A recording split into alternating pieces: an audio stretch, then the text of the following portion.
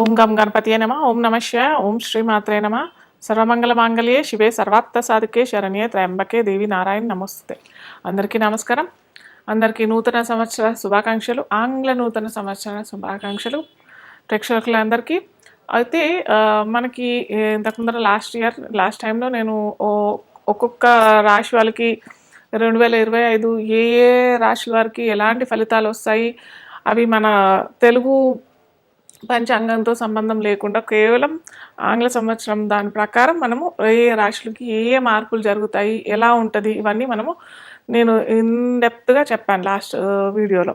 So ఈ రోజు ఏంటంటే మనము త్వరలోనే మనకి ఏ రాశులు ఎఫెక్ట్ ఎలా వస్తున్నాయి, ఏవి ఎలా ఎలాంటి మార్పులు వస్తున్నాయి అని చూసినట్టయితే మనకి ముఖ్యంగా మార్చ్లో షష్టగ్రహ కూటమి అనేది జరుగుతోంది.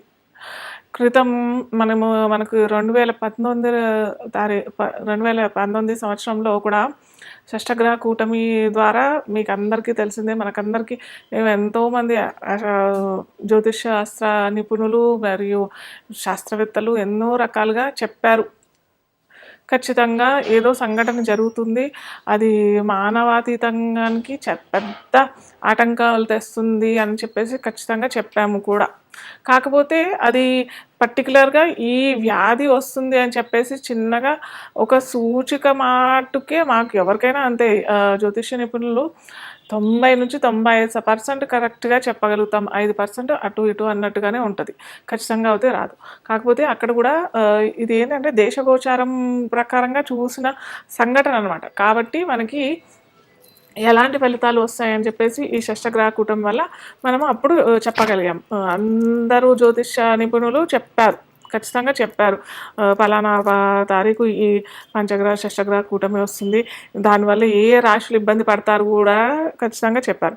కాకపోతే అక్కడ ఏమైందంటే గురుబలం పోయింది. అక్కడ బృహస్పతి ఒక్కసారి ఒకే సంవత్సరంలో మూడు రాశులు అటు ధనుర్రాశి, వృశ్చిక రాశి, మకర రాశి, ఈ 3 రాశులు ఎఫెక్ట్ అయ్యాయి. ఒకే సంవత్సరంలో 3 రాశుల్లో బృహస్పతి లేదా శని భగవానుడు, అంటే బృహస్పతి అంటే గురు కనుక మారినట్టయితే ఒక ప్రళయం జరిగే అవకాశాలు చాలా ఉంటాయి. కానీ ఇక్కడ మనకి షష్టగ్రహ కూటమిలో కూడా పెద్దగా మార్పులు అవుతాయి. అంటే దేశగోచారము మనము ముఖ్యంగా మనం చెప్పేది ఈ షష్టగ్రహ కూటమి, దేశగ్రహ గోచారము ప్లస్ రాజకీయవేత్తలకి రాజకీయాలు ఎలా అవుతాయి, వాటి వల్ల ఎలాంటి ఫలితాలు వస్తాయి అనేసి మనము ఈ తూచాతాయిగా మనం చెప్పగలుగుతాం. కాకపోతే ఇది పర్సనల్గా మనం చూసినట్టయితే ఒక్కో రాశి, మళ్ళీ నేను చెప్తున్నాను ప్రతిసారి నేను ఈ వీడియో తీసినప్పుడల్లా, పర్సనల్గా మీ వ్యక్తిత్వ జాతకంలో మీ జాతకాల్లో ఏ దశ అంతర్దశలు నడుస్తున్నాయి, మీ లగ్నం ఏంటి ఖచ్చితంగా తెలుసుకొని ఆ దశ అంతర్దశలు ఈ గోచార ఫలితాలు ఎలా వస్తాయి అని చూసుకున్నట్టయితే మనకు అప్పుడు కరెక్ట్గా ఫలితాలు వస్తాయి. అలా కాకుండా కేవలం ఇప్పుడు చెప్పిన గోచారమే ఈ రాశులకి ఎఫెక్ట్ అవుతుందని అంటే అది కాదు. దాంట్లో ఓన్లీ 50-60% లేదా ఒక్కోసారి 50% రిజల్ట్స్ కూడా రావు, మనకి ఫలితాలు అంతగానం రావు.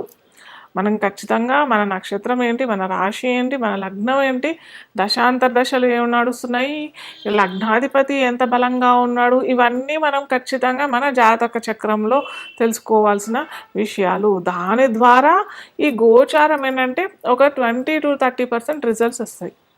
అంతేగాని ఈ గోచారంలో ఇవన్నీ మార్పులు జరిగిపోతున్నాయి, మాకేమో జరిగిపోతుంది, అందరికీ ఏమోనో అయిపోతుంది, అద్భుతాలు అయిపోతాయి, లేదా ఏమీ అవ్వవు, లేదా ఈ పలానా రాశి వాళ్ళు ఇలా అయిపోతారు అన్నట్టు అలా ఏమీ జరగదు.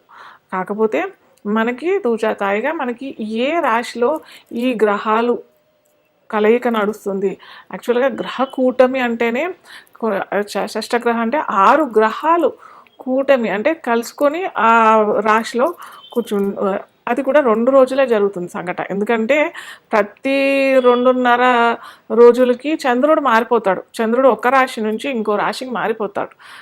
కాబట్టి మనకి ఇక్కడ చంద్రుడిని కలుపుకుంటే రవి ఇక్కడ ఉంటాడు, శని భగవానుడు వచ్చేస్తాడు 30వ తారీఖుకి, మార్చ్ 2025 మనకి 30వ తారీఖు ఈ సంఘటన జరుగుతోంది. అయితే అది కూడా 2 రోజులే జరుగుతుంది. అప్పుడు రవి శని భగవానుడు వచ్చేస్తాడు, బుధుడు వచ్చేస్తాడు, శుక్రుడు ఉంటాడు అక్కడే, రాహు కూడా అక్కడే ఉంటాడు.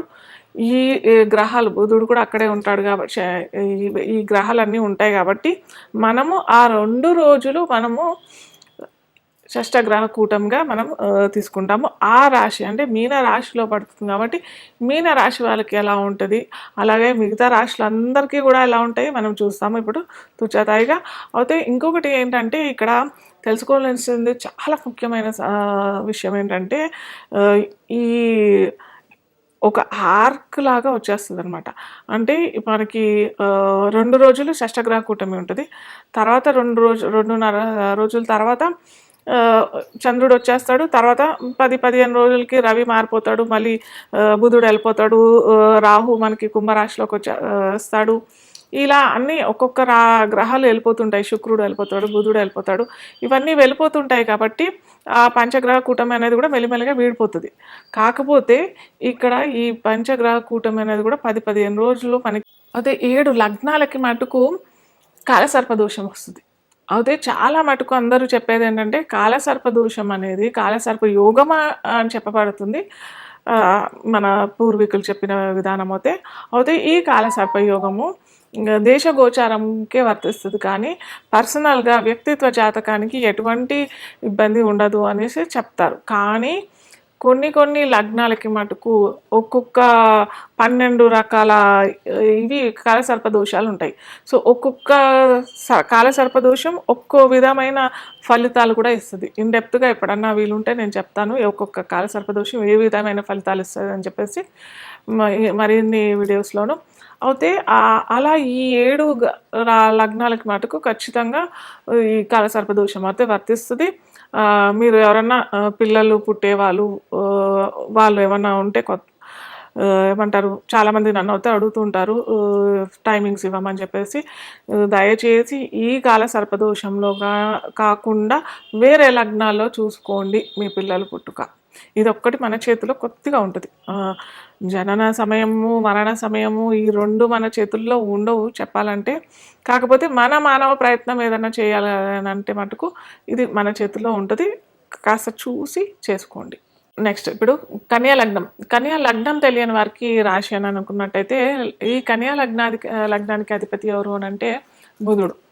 సో ఈ బుధుడు ఏంటంటే మనము ఇంతకుముందు మిథున లగ్నానికి అయితే దశమం అవుతుంది కాబట్టి అంత ఆందోళన చెందాల్సిన అవసరం లేదు. కాకపోతే ఇక్కడ కన్యా లగ్నానికి ఏంటంటే షష్టమంలో బుధుడు పడిపోయాడు, ప్లస్ అది నీచరాశి అవుతుంది. కాకపోతే శుక్రుడు కూడా ఉన్నాడు, కానీ ఈ 2.5 రోజుల్లో శుక్రుడు కూడా అంత బలోపేతంగా లేడు. మనం చెప్పుకునే 31 తారీఖు ఆ 2 రోజుల్లోనే తేడా కొట్టే అవకాశాలు ఉంటాయి. సో ఇక్కడ కొద్దిగా జాగ్రత్త పడాల్సింది. ఇక్కడ మిథున రాశి కంటే కన్యా లగ్నం వాళ్ళు ఎక్కువగా జాగ్రత్త పడాల్సింది. ఎందుకంటే అక్కడక్కడ మనకి బుధుడే ఉంటాడు, ఇక్కడ కూడా బుధుడే లగ్నాధిపతి. కాకపోతే ఇక్కడ ఏమైపోయిందని అంటే బుధుడు నీచరాశి అయిపోతుంది, మళ్ళీ అలాగే సప్తమాధిపతి అవుతాడు. సప్తమంలో ఉంటాడు. సప్తమం అక్కడ బాధకాధిపతి కూడా అవుతాడు. సో అది మనం చాలా జాగ్రత్తగా ఉండి మనం ఫలితాలు చెప్పాలన్నమాట. బాధక రాశిలో మన లగ్నాధిపతి ఉన్నాడు కాబట్టి ఖచ్చితంగా ఉద్యోగ ప్రయత్నాలు చేసే వాళ్ళకి లేదా కొత్తగా ఉద్యోగం మారాలి అని అనుకునే వాళ్ళకి కొత్తగా ఇది ఎవరైనా సెటప్ చేయాలి ఏమంటారు మీడియా రంగానికి కమ్యూనికేషన్ రంగం వారికి వీరికి కొద్దిగా ఇబ్బంది అయ్యే అవకాశాలు చాలా ఉంటాయి. సో మీరు కనుక విఘ్నేశ్వర స్వామి ఆరాధన విష్ణు సహస్రనామ పారాయణ ఖచ్చితంగా చేసుకుంటేనే చాలా మంచిది. ఎలాగో మనకి మాఘమాసం వస్తుంది, ఫిబ్రవరిలో మాఘమాసం వస్తుంది, మనకి మార్చ్లో ఉగాది దాకా మార్చ్ 31 మనకి ఈ అమావాస్య అయిపోయేదాకా ఖచ్చితంగా మీరు ఫాల్గుణ మాసంలో కూడా చేసుకున్నట్టయితేనే మీకు ఇటు అనవసరమైన ఖర్చులు అలాగే ఉద్యోగాల్లో వ్యాపార రంగంలో ముఖ్యంగా ట్రేడింగ్ రంగాల వారికి కూడా కొద్దిగా ఇబ్బంది అయ్యే అవకాశాలు చాలా ఉంటాయి. సో ట్రేడింగ్లో పెట్టే వాళ్ళు కూడా నేను అన్ని లగ్నాలకి అన్ని రాశుల వారికి చెప్తాను, మార్చ్లో ఎటువంటి కొత్త ఇన్వెస్ట్మెంట్స్ అయితే చేయకండి.